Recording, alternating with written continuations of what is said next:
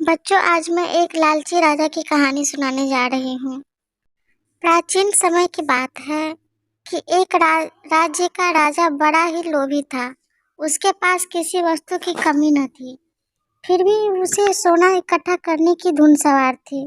वह अपने आप को संसार में सबसे बड़ा सोना इकट्ठा करने वाला राजा के रूप में देखना चाहता था।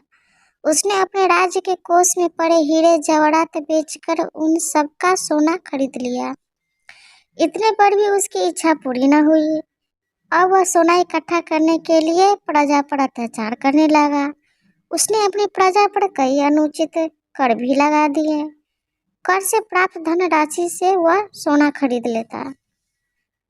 राजा को अपने गुप्तचर से पता चला कि उसके राज्य की सीमा पर एक सिद्ध महात्मा ठहरे हुए हैं। जो व्यक्ति उनके पास जिस इच्छा से जाता है वे उसकी मनोकामना पूरी कर देते हैं। राजा स्वयं महात्मा जी के पास गया और उसने अपने महल को पवित्र करने का आग्रह किया। महात्मा जी ने राजा की बात मान ली। राजा ने महात्मा का भरपूर स्वागत किया। उनके आतिथ्य सत्कार में किसी बात की कमी न रखी। महात्मा जी जितने दिन राजभवन में रहे, राजा उनकी सेवा में जुटा रहा। महात्मा जी राजा के सेवा भाव से बड़े ही प्रसन्न हुए।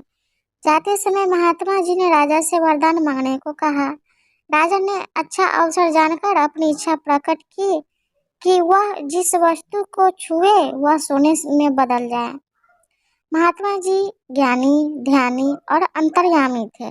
उन्होंने राजा को सहर्ष उसका मुंह मांगा वरदान दे दिया।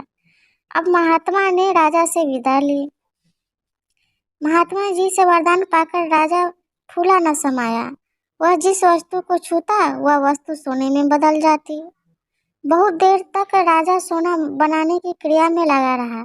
अब राजा को भूख प्यास सताने लगी। उसने अपने नौकरों को भोजन लाने को कहा। भोजन को स्पर्श करते ही भोजन सोने में बदल गया। राजा ने पानी पीकर प्यास बुझानी चाहिए तो पानी भी मुंह का स्पर्श पाते ही सोना बन गया।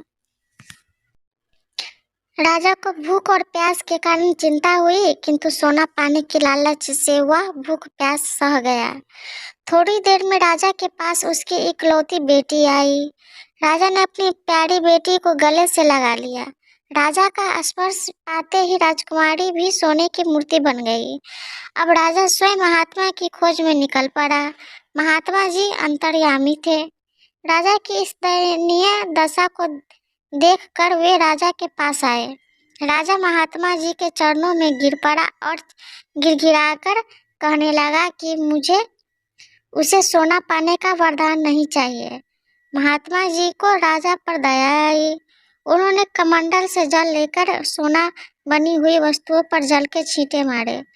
राजा को देखकर बड़ा आश्चर्य हुआ कि सभी वस्तुओं ने फिर से अलग स्वरूप पा लिया है।